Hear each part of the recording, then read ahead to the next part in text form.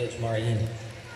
حضور سرور عالم رحمت عالم شفیع اعظم صلی اللہ تعالیٰ علیہ وآلہ وسلم نے اپنے غلاموں کو زیادہ سے زیادہ درود و سلام پڑھنے کی ترغیب ارشاد فرمائی ہے، اور بالخصوص جمعے کی شب جو آ جائے گی اور روز جمعہ جو کل ہے، اس میں مزید فرمایا کہ درود شریف کی کثرت کیا کرو۔ ایک روایت میں ذکر ہوا کہ جمعہ کے دن فرشتے آتے ہیں جن کے پاس سونے کے قلم اور چاندی کے ورق ہوتے ہیں، وہ ان لوگوں کے نام لکھتے ہیں جو جان عالم علیہ السلام کے دربار میں درود و سلام کا نذرانہ پیش کرتے ہیں۔ اور ایک روایت میں فرمایا کہ جمعہ کے دن ہم اپنے محبت والوں کا درود خود سنتے ہیں۔ اپنے وقت کو ہم قیمتی بنائیں اور زیادہ سے زیادہ سرور عالم علیہ السلام کے دربار میں درود و سلام کی نظر پیش کرتے رہا کریں۔ اب بھی بارگاہ اقدس میں ہدیہ صلاۃ والسلام پیش کریں۔ صلاۃ والسلام علیکہ یا سیدی یا رسول اللہ وعلی آلک و صحابک یا سیدی یا حبیب اللہ۔ صحاح ستہ میں ایک حدیث شریف ہے کہ 3 آدمی سفر پر جا رہے تھے، موسم بدل گیا اور بارش شروع ہو گئی۔ مشورہ کیا کہ غار کے اندر کچھ دیر رک جائیں، جب موسم کھل جائے، صاف ہو جائے، بارش رک جائے، آندھی رک جائے تو پھر چل پڑیں گے۔ چنانچہ وہ غار کے اندر بیٹھ گئے۔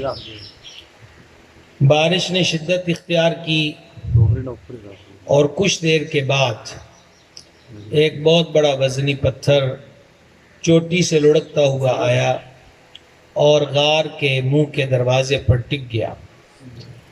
اب اندر پانی بھی ہے، گپ اندھیرا بھی ہے، اور اتنی بڑی مشکل کہ جو نکلنے کا راستہ تھا وہ وزنی پتھر سے بند ہو گیا۔ تینوں نے مل کے زور لگایا، لیکن پتھر کا ہٹنا تو دور کی بات ہے، وہ سرکا بھی نہیں۔ بڑی پریشانی ہو گئی، ایک بڑی آفت سامنے نظر آ رہی تھی۔ زندگی سے مایوس ہو گئے اور بیٹھ گئے۔ کچھ دیر گزری اور ان میں سے ایک نے کہا کہ چلو یار کوئی اپنا نیک کام ہی یاد کرو، اور پھر اس کوئی نیکی یاد آ جائے تو اس کا وسیلہ اللہ کے حضور عرض کیا جائے تاکہ مالک ہم سے اس مصیبت کو دور کر دے۔ ایک آدمی کھڑا ہوا اور اللہ رب العزت کے دربار میں عرض کرنے لگا، مالک تو مجھے جانتا ہے، ایک مرتبہ میرے خاندان کی ایک لڑکی تھی، میں اور وہ تنہائی میں جمع ہوئے، قریب تھا کہ ہم سے برائی ہوتی، لیکن مجھے تیرا خوف یاد آیا، میں تجھ سے ڈر گیا اور تیری ذات پاک کی حیا کرتے ہوئے میں اس گناہ سے ہٹ گیا اور میں اس کمرے سے باہر نکل آیا۔ مولا، وہ لذت و سرور برے لمحے جو میرا منہ کالا کر دیتے، میں نے صرف اور صرف تیرے خوف اور ڈر کی وجہ سے اس سے علیحدہ ہوا۔ جے تینوں اس دن والی نیکی چنگی لگی ہے تو مہربانی کر اور ہم سے اس مصیبت کو دور کر دے۔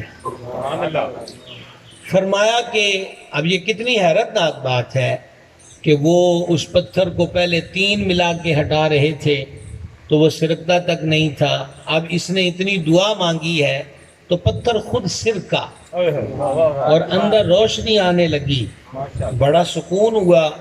لیکن جتنا وہ سرکا تھا یہ نکلنے کو راستہ نہیں تھا، اس سے وہ نکل نہیں سکتے تھے۔ دوسرا اٹھا، مالک ایک مزدور میرے پاس کام کرتا تھا جس کو ہم کہتے ہیں دیہڑی دار، تو ایک دن وہ کوئی کام پڑ گیا اور جب اجرت لینے کا، دیہڑی مزدوری لینے کا وقت تھا اس سے پہلے وہ چلا گیا، لیکن میں نے کئی دن اس کا انتظار کیا، وہ نہیں آیا، اور پھر میں نے اس کی جو دیہڑی تھی، اجرت کے پیسے تھے، اس سے ایک بکری خریدی۔ اس بکری سے آگے سلسلہ بڑھ گیا، یہاں تک کہ ایک چھوٹا سا ریوڑ بن گیا۔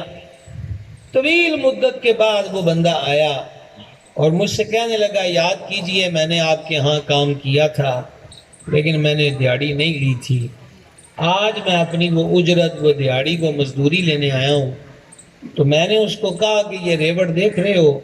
اس نے کہا جی دیکھ رہا ہوں۔ تو میں نے کہا یہ تیری دیہڑی ہے، میں سارا ریوڑ لے کے چلا جاؤں۔ تو اس نے کہا جناب آپ مجھ سے مذاق نہ کریں، میری اجرت اتنی نہیں بنتی کہ اتنا کثیر بکریوں کا ریوڑ بن جائے۔ تو اس نے پھر کہا کہ میاں میں نے تیرے ان پیسوں سے ایک بکری خریدی اور جس سے یہ سلسلہ وسیع ہو گیا، تو اس میں سے ایک بکری بھی میں نہیں رکھوں گا، سب کی سب تیری ہیں۔ مالکا جی ہو ایمانداری والی گل تیری چنگی لگی ہے تو مہربانی کر دے یہ مشکل ہم سے دور فرما دے۔ پھر پتھر ہلا اور پھر اس نے رستہ چھوڑا، مزید روشنی اندر آئی اور مزید باہر نکلنے کے راستے روشن دکھے، لیکن ابھی بھی گیپ اتنا وسیع نہیں تھا کہ وہ بیچ میں سے نکل پاتے۔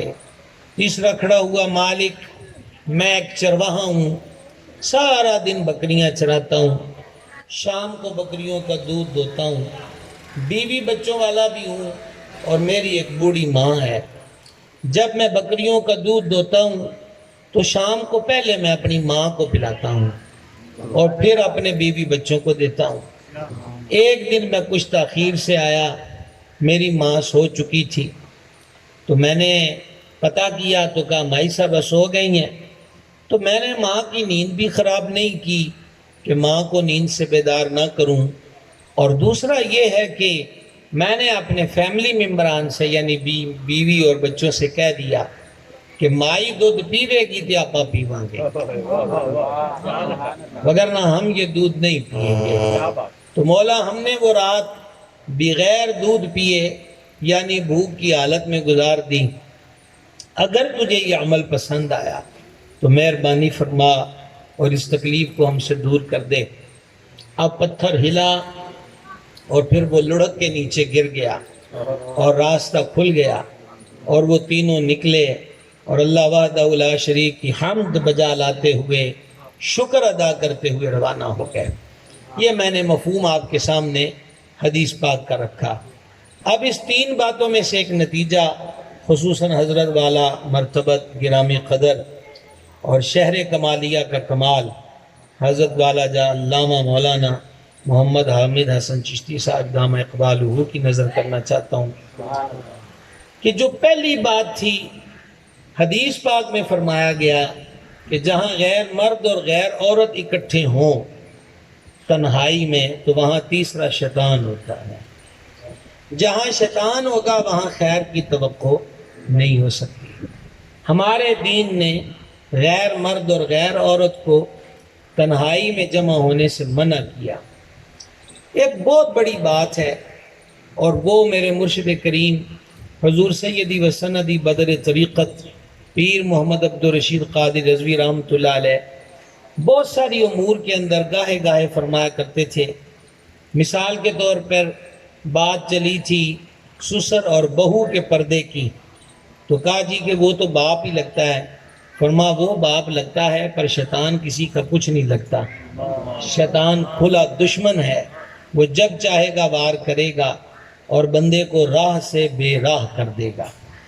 لہٰذا خیر اسی کے اندر ہے، سلامتی اسی کے اندر ہے، وہ پیر صاحب ہوں یا علامہ صاحب ہوں، وہ مقتدا و پیشوا ہوں، وہ سیاسی لیڈر ہو، وہ عامت الناس کا فرد ہو، وہ کوئی ہو، نبی پاک علیہ السلام کی شریعت سب کے لیے ایک جیسی ہے۔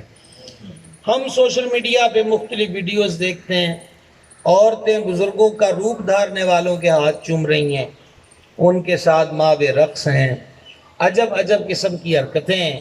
کیا ہو رہا جی؟ وہ کہہ رہے ہیں یہ بیویاں فیض حاصل کر رہی ہیں۔ ام المومنین صدیقہ کائنات رضی اللہ تعالی عنہ فرماتی ہیں سرکار نے کبھی کسی عورت سے مصافحہ نہیں فرمایا، اور حضور جب عورتوں کو بیعت فرماتے تو کپڑے کا ایک سرا حضور کے دست مبارک میں ہوتا اور کپڑے کا دوسرا حصہ بیویوں کے ہاتھ میں ہوتا، اور حضور اس طرح ان سے بیعت لیتے تھے۔ پیر وہی ہے جو حضور کی راہ پر ہو، سرکار کے انداز اور طریقے پر ہو، اس سے ہٹ کر ہوگا تو زندگی کے سوا کچھ نہیں ہے۔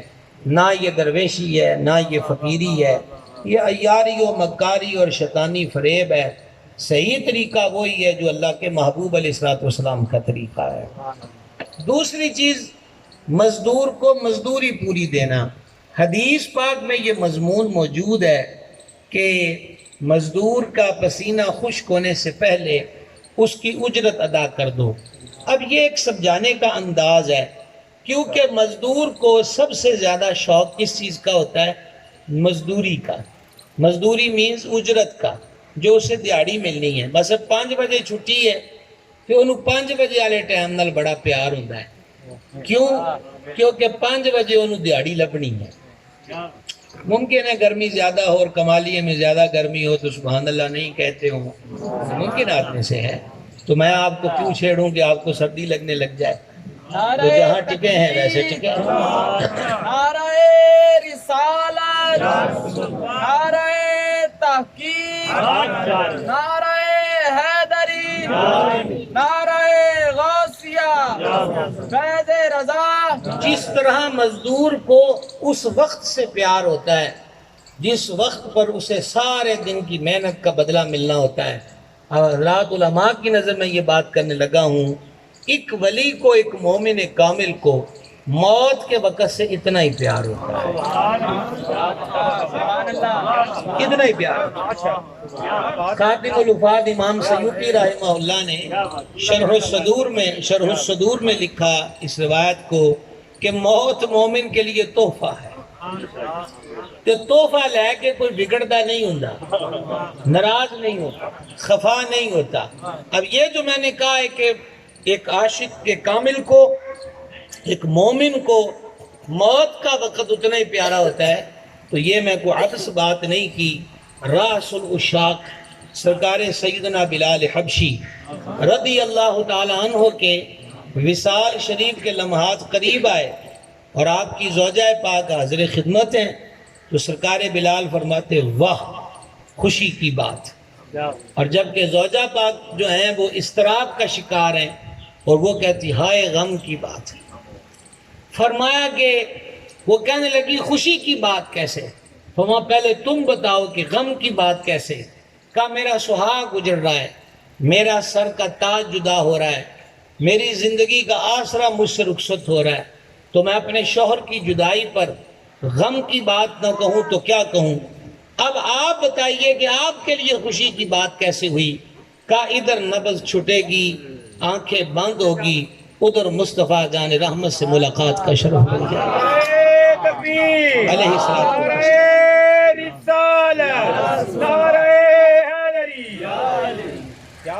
تو مومن کو دیہڑی والے ٹائم کی طرح موت کا وقت پسند ہوتا ہے، اور یہی وجہ ہے کہ ہمارے ہاں ولیوں کے یوم وصال کو یوم حزن نہیں کہتے، یوم غم نہیں کہتے، بلکہ اسے یوم عرس کہتے ہیں، کیونکہ اس خوشی کے موقع کس بات کا، خوشی کس بات کی کا، اس بات کی خوشی ہے کہ محب محبوب کے پاس جا رہا ہے۔ روح نہ کیوں ہو مضطرب موت کے انتظار میں، سنتا ہوں مجھ کو دیکھنے آئیں گے وہ مزار میں۔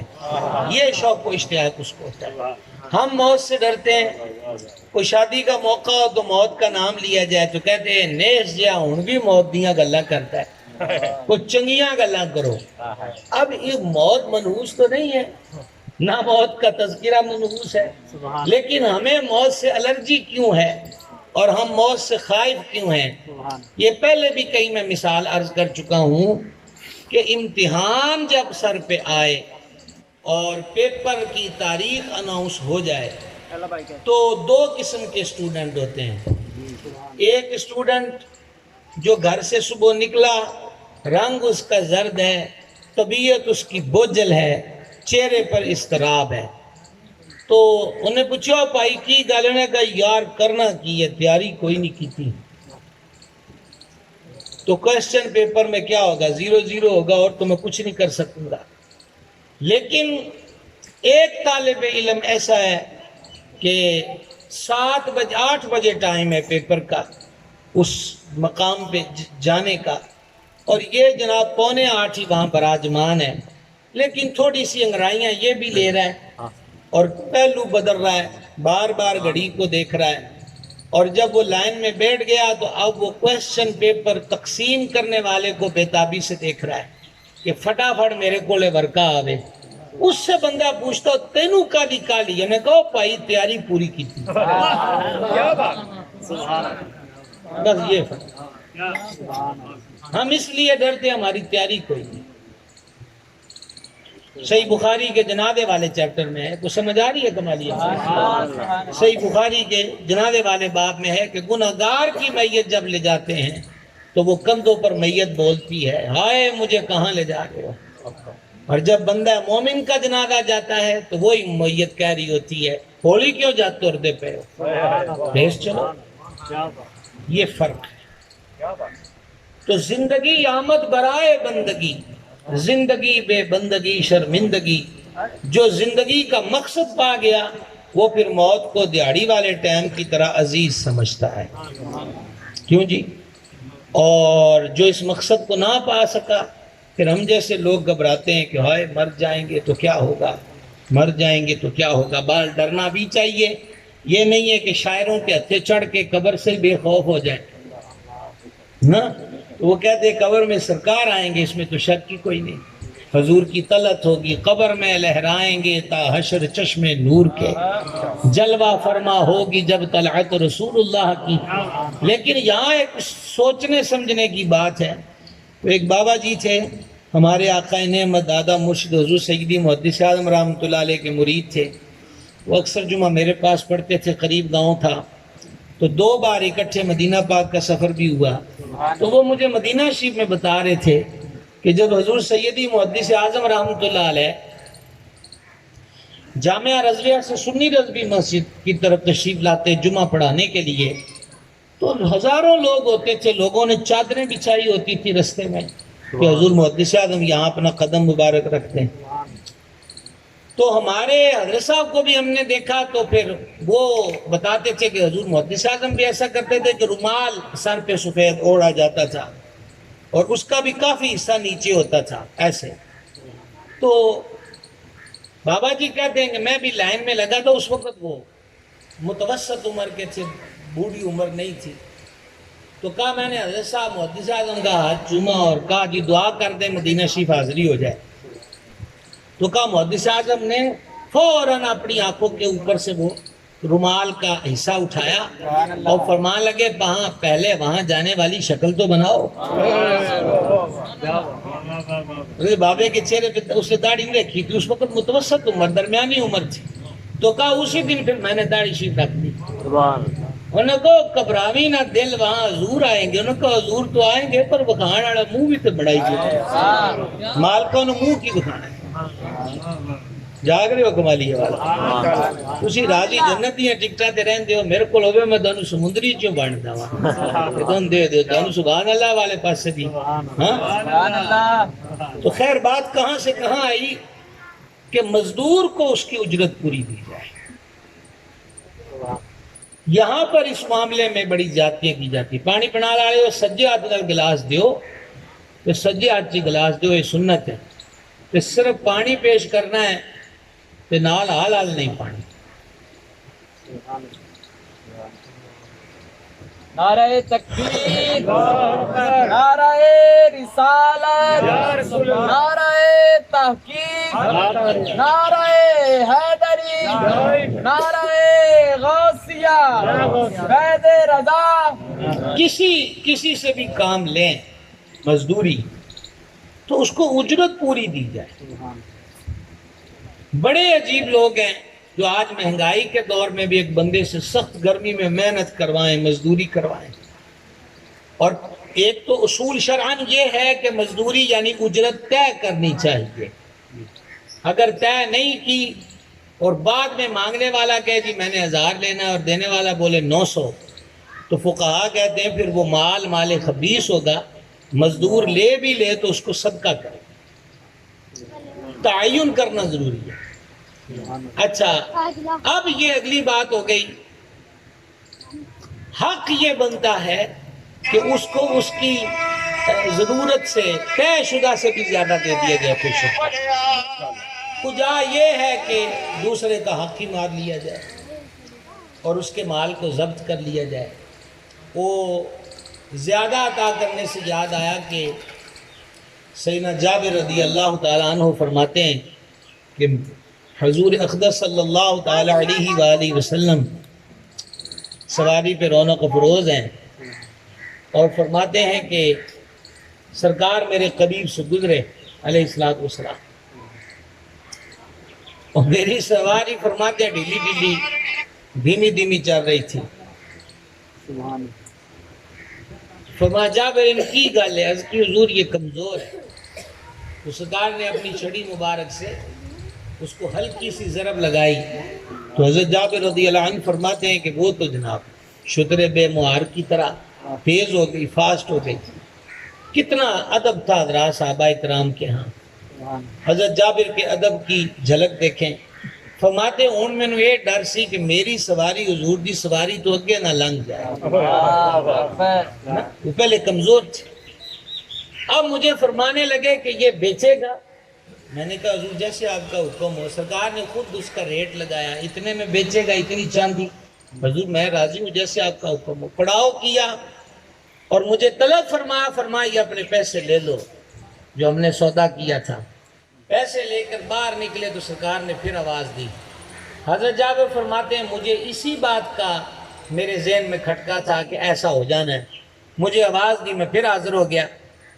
فرما پیسے بھی لے لو اور وہ سواری بھی تمہاری ہے۔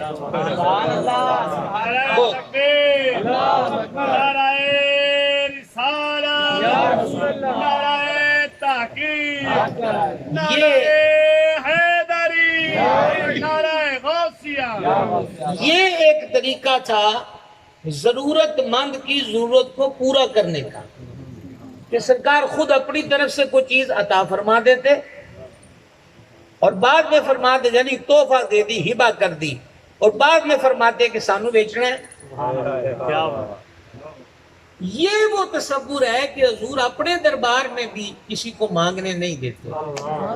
کیا کہیں آپ سے؟ پھر وہ اپنی گلی میں کیوں روادار صدا ہو، جو بھیک لیے ہاتھوں میں راہ گدا دیکھ رہا۔ اب ہمارے ہاں مزدور کو رکھ لیا تو پھر اس کی نفس عزت سے کھیلا جاتا ہے۔ میں نے پچھلی دفعہ آیا تھا تو میں حقوق کی بات کر رہا تھا، اور میں نے اس میں بھی کہا تھا کہ میرے پاس ذرا ماحول کی تقریر نہیں ہوتی، تو یہ ضروری باتیں اللہ ہمیں عمل کی توفیق دے دے۔ عرض کرنا چاہتا ہوں کہ اس کو رکھا تھا دیہڑی پر، مکان کی تعمیر ہے۔ اب اس کو کیا دینا، تو گٹر بھی نکال دے، گلی بھی صاف کر دے، میری گاڑی بھی صاف کر دے، یہ جوتا بھی صاف کر دے۔ کس لیے کہ وہ مزدور ہے، لیکن وہ نفس عزت تو رکھتا ہے۔ سمجھ رہے ہیں آپ بات کو؟ نفس عزت تو وہ رکھتا ہے، اس کے نفس عزت کا خیال کیا جائے۔ اور اسی کے ساتھ جہاں ایک مزدور پر ظلم اور زیادتی نہ کی جائے، اسی طرح کسی جانور پہ بھی ظلم نہ کیا جائے۔ حضرت شعیہ علیہ السلام پر جو وحی آئی اس میں ہمارے آقا علیہ السلام کا ذکر جمیل تھا، اور اس میں یہ ایک آیت تھی کہ اے وہ نبی احمد جو مکہ میں جلوہ گر ہوں گے اور مدینہ منورہ ان کی ہجرت گاہ ہے، جب کسی جانور پر، ایک لائن توجہ سے سن لینا، جب کسی جانور پر جانور کی طاقت سے زیادہ لدے ہوئے بوجھ کو دیکھیں گے تو میرے حبیب کو بڑا دکھ ہوگا۔ اب یہ شدید گرمی کا موسم ہے اور گدا گاڑی والا صرف اس لیے کہ 2 پھیرے نہ لانے پین، ڈبل محنت نہ کرنا پڑے اور اس جانور پر من و من بوجھ لاد دے، کبھی سوچا بھی ہے کہ اس کے منہ میں زبان ہوتی تو وہ شکوہ کرتا کہ نہ کرتا؟ حدیث پاک میں فرمایا قیامت کے دن ایک چڑیا اللہ کے عرش کے نیچے پروں کو پھڑ پھڑائے گی اور زور زور سے چوں چوں کرے گی۔ اس دن اس کی آواز اتنی زیادہ ہوگی کہ اگر اتنی آواز آج دنیا میں اس کی چوں چوں کی ہو تو لوگوں کے کانوں کے پردے پھٹ جائیں۔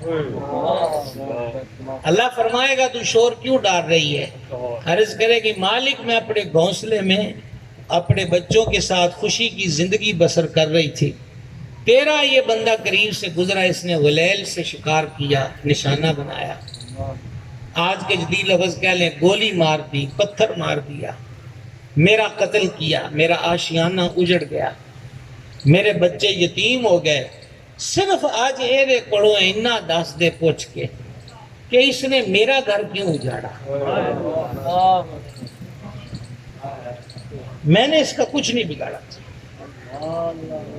یعنی ایک چڑیا کا قتل ناحق بھی ہوگا تو چڑیاں بھی فریاد کریں گی، اس لیے وہ مظلوم جن کی داد رسی اس جہان میں نہیں ہوتی، اللہ نے ان کے لیے قیامت کا دن رکھ دیا کہ فکر نہ کرنا، سارے اکٹھے آنا ہے، پھر جدن اسی پڑھنا ہے، عدل کریں تا تھر تھر کمبن، اچیاں شانہ والے، فضل کریں تا بخشے جاسن میجے منہ کالے۔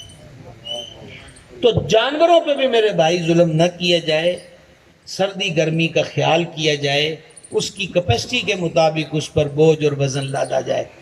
پھر باقی ہماری طبیعتوں کی تفریح کن غلط کاموں میں ہو گئی، ہم خوش ہونے لگ گئے ظلم میں۔ میلہ لگے گا یا کوئی فنکشن ہوگا کہ بولے کتوں کی لڑائی کرائیں گے، مرغوں کی لڑائی کرائیں گے، تیتروں کی لڑائی کرائیں گے۔ پھر یہ ہے کہ کتے اور ریچھ جو ہیں، تین تین چار چار کتے ایک ریچھ پہ چھوڑ دیے جاتے ہیں جو اسے نوچتے ہیں، اور ریچھ کے ہاتھ بھی پھر وہ آ جائیں تو وہ بھی کب چھوڑے گا۔ اور مجمع سیٹیاں بجا رہا ہے، تالیاں بجا رہا ہے، کس چیز پر؟ خون نکلنے پر، چیر پھاٹ پر، زخم دینے پر، ظلم دینے پر۔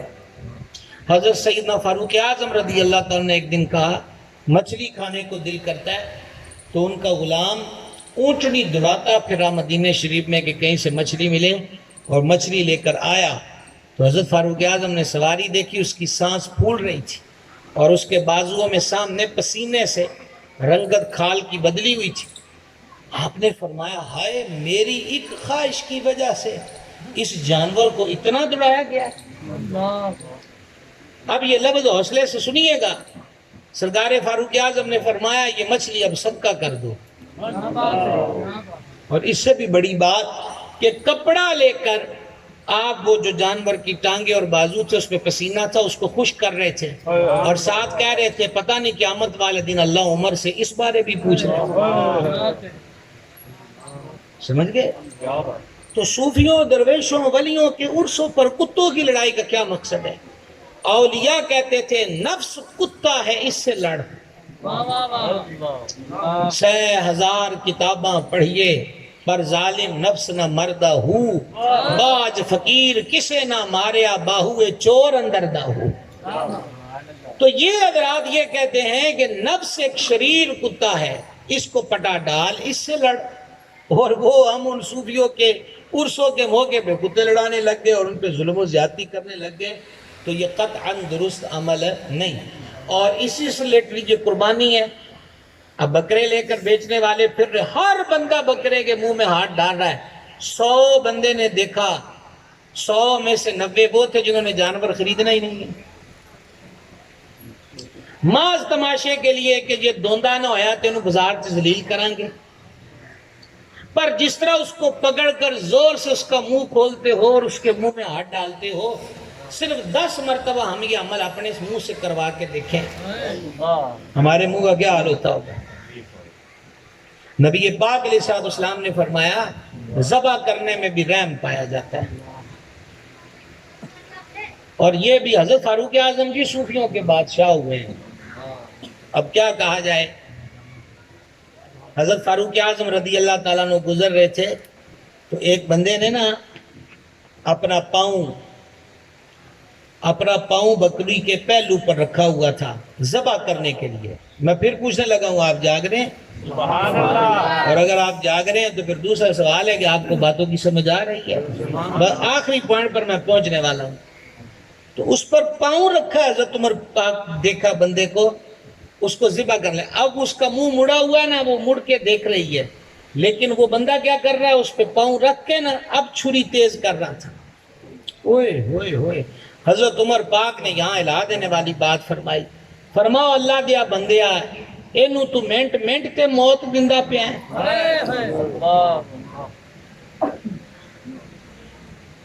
जानवर को समझ आ गई है कि लिटाया है, पहलू पे पाँव रखा है, छुरी से तेज हो रही जबा, छुरी चल जाए तो चल जाए, इसलिए कहा लिटाने से पहले छुरी को तेज किया जाए, ताकि इतनी देर जो काबू करने की तकलीफ है वो भी जान। हालांकि बंदा कहे कि ये तो मार ही जाना है, काट ही देना है, न कल ना, भूखा ज़िबा ना करो, प्यासा ज़िबा ना करो।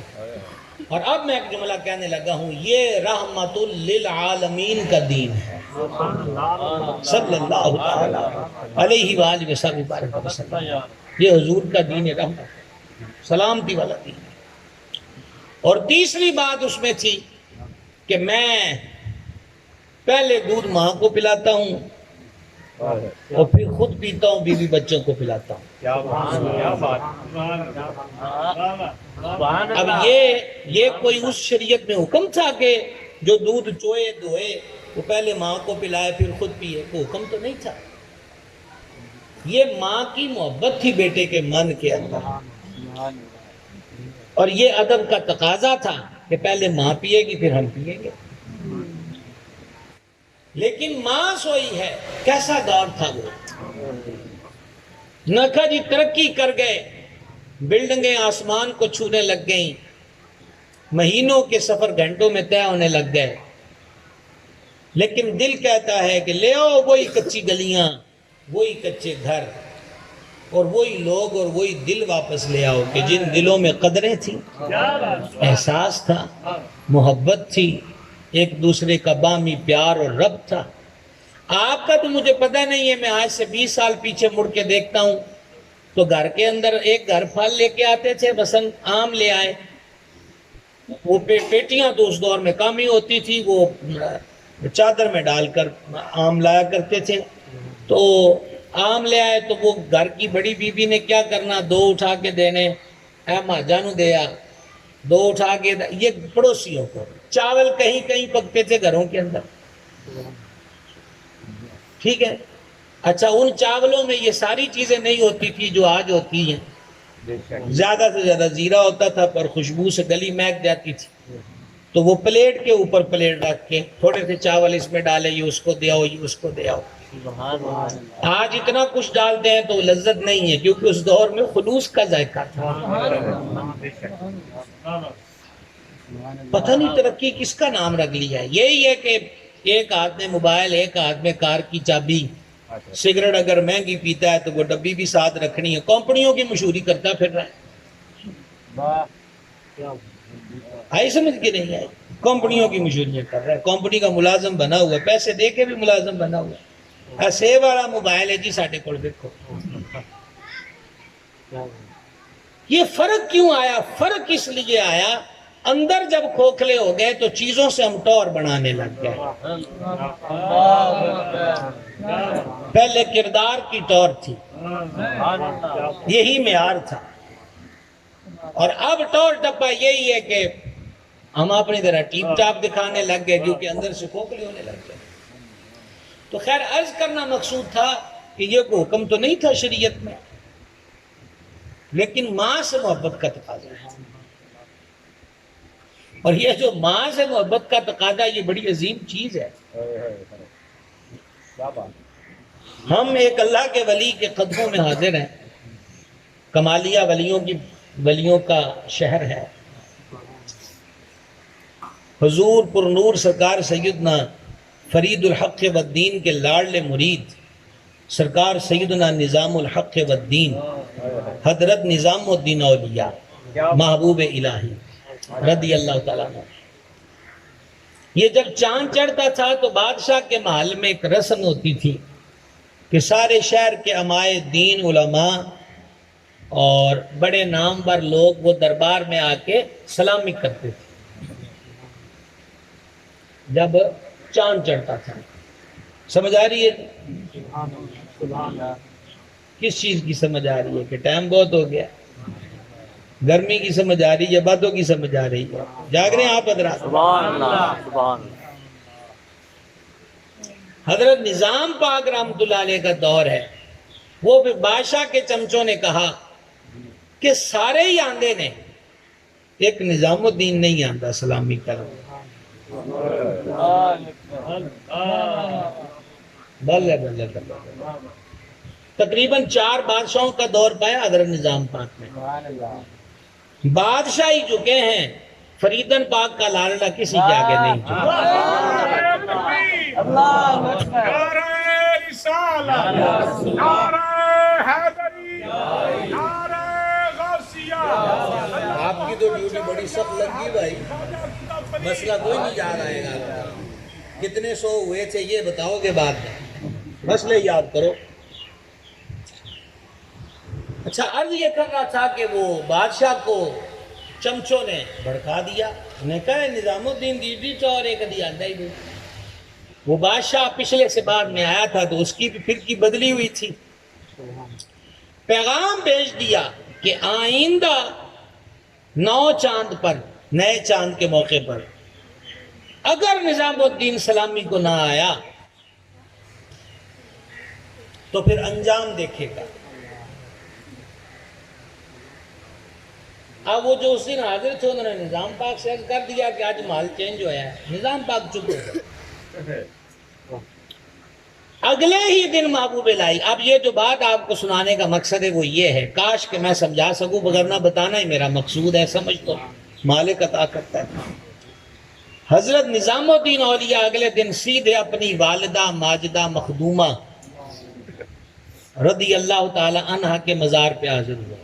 غور نہیں کیا نا, میں آپ سے کہنا کیا چاہتا ہوں. تکبیر، نعرہ رسالت، نعرہ حیدری. اور بڑی اللہ کی حمد ہے, شکر ہے کہ میں دلی میں حضور نظام پاک کی والدہ مخدومہ کے مزار شریف پہ حاضر ہوا. سبحان اللہ. اصل میں ہم حاضر ہو رہے تھے حضور قطب الحق والدین کی چوکھٹ پر. تو وہ جو ٹیکسی کا ڈرائیور تھا تو وہ کہا نظام الدین کی والدہ کے مزار پہ چلیں گے, آج ان کا عرس ہے.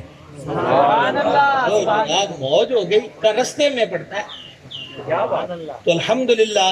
اور کیا شاندار مزار پرانوار حضرت محبوب الہی کی والدہ ماجدہ کا, سبحان اللہ ہے. حضرت نظام الدین اولیاء والدہ مخدومہ کی مرقد شریف پہ قبر پاک پہ حاضر ہوئے اور فاتحہ پڑھ کے کہا آپ کے نظام کو بیٹا ماں سے کہہ رہا ہے, کیا آپ کے نظام کو بادشاہ نے دھمکی دی ہے, میں ان کانوں دس دیتا ہے اگے تسی جانو تے تہاڈا کم جانے, تے جے تہاڈے ہوندیاں بھی ساڈے نال کچھ ہویا تے پھر میں نہیں آنا. اب یہ کوئی معمولی بات ہے. اب آپ بتائیے کہ حضرت نظام مہرولی نہیں گئے. مہرولی شریف میں کتب پاک ہے, حضرت نظام کے دادا پیر بابا صاحب کے مرشد مہرولی جاتے, اور مہرولی جا کے کتب پاک سے کہتے کہ تہاڈا پوتا لگدا میں. نہیں سمجھ آئی نا, فریدن مائی کا مرید ہے نا, تو کہتے کہ میں آپ کا پوتا لگتا ہوں. کہ دادے دے تھے بس دیاں ساڑھے نال بادشاہ اڑیاں کرن, پر مائی صاحبہ کے مزار پہ گئے ہیں.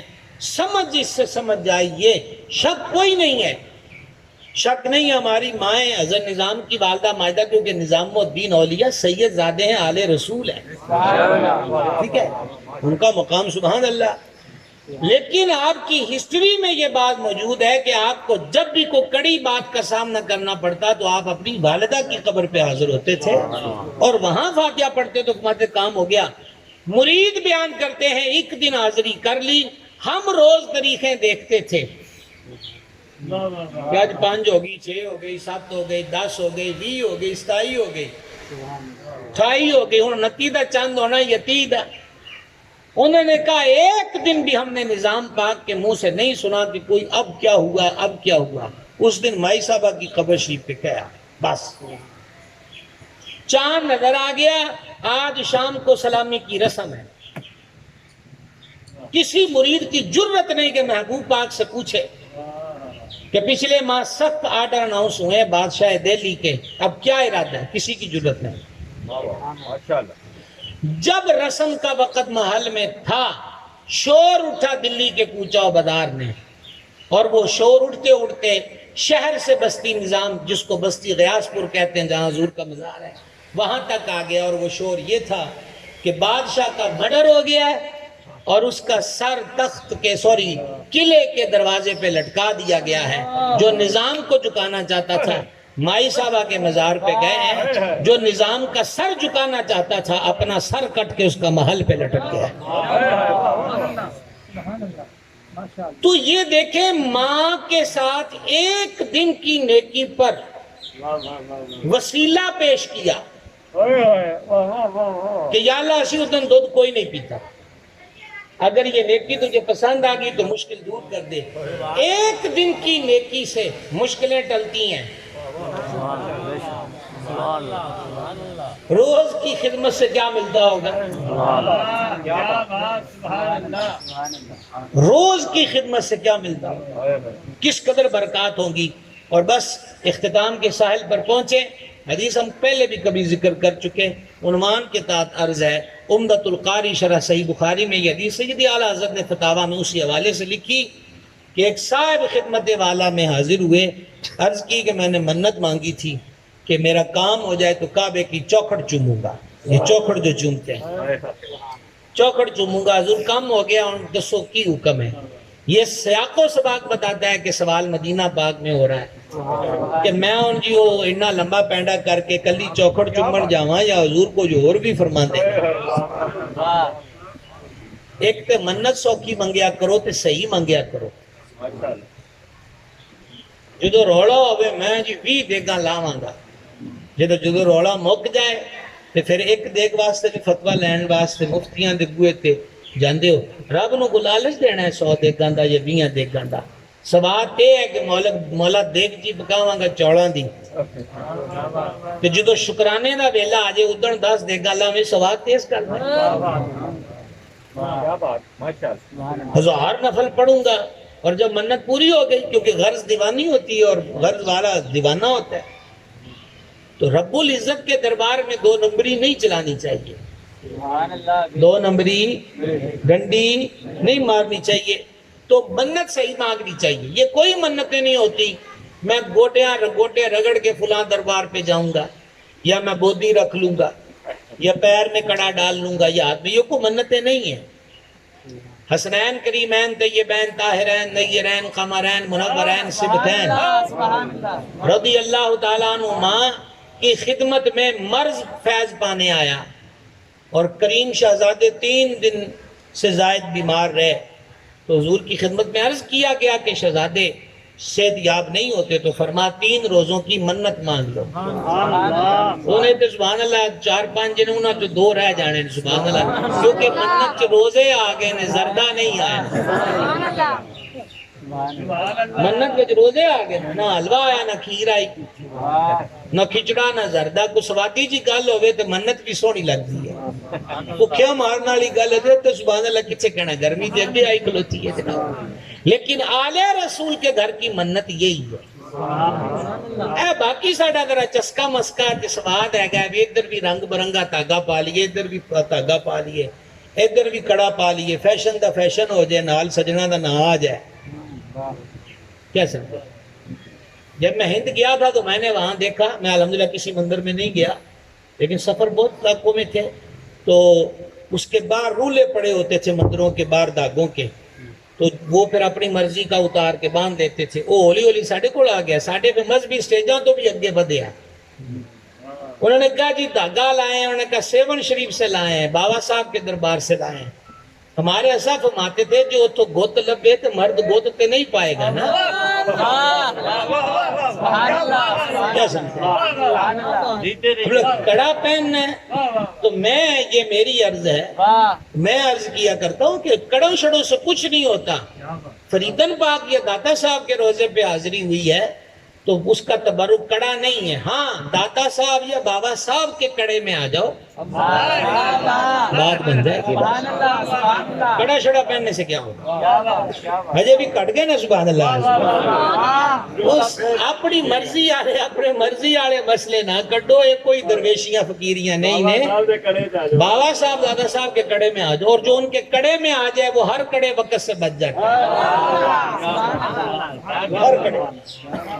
تو میں کیا عرض کر رہا تھا کہ وہ انہوں نے کہا حضور کام میرا ہو گیا ہے تو میں اب کیا کروں؟ اب منت کیا ہے کہ چومنی ہے دہلیز کعبہ مشرفہ کی، اور میرے کریم ان کی اس عرض پر پہلا سوال ارشاد فرماتے، استفسار فرماتے ہیں تمہاری والدہ زندہ ہے؟ کعبے کی دہلیز کو چومنا یہ استفتاء یہ ہے، استفتاء یہ ہے، سوال یہ ہے، اور جواب کیا ہوتا ہے؟ ماں زندہ ہے؟ عرض کیا حضور زندہ ہے، فرما جا کے اس کے قدم چوم لے۔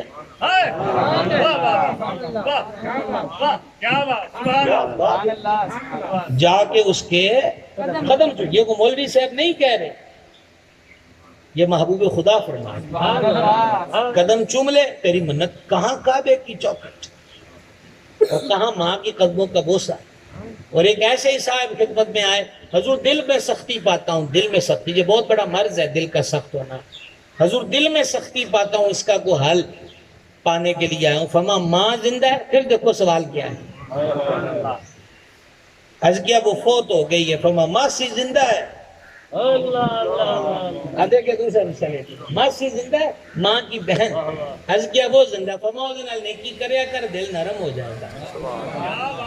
ماسی سے بھلائی نیکی کرو تو دل نرم ہو جاتا ہے، ماں سے نیکی کرنے پر کتنی مہربانی۔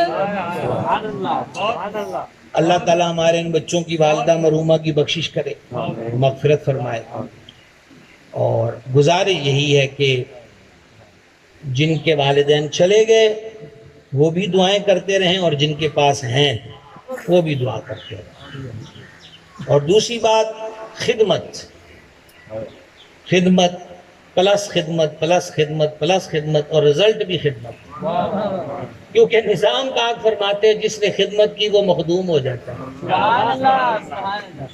مخدومیت چاہیے تو ماں باپ کی خدمت کر لو، سمجھ آ گئی؟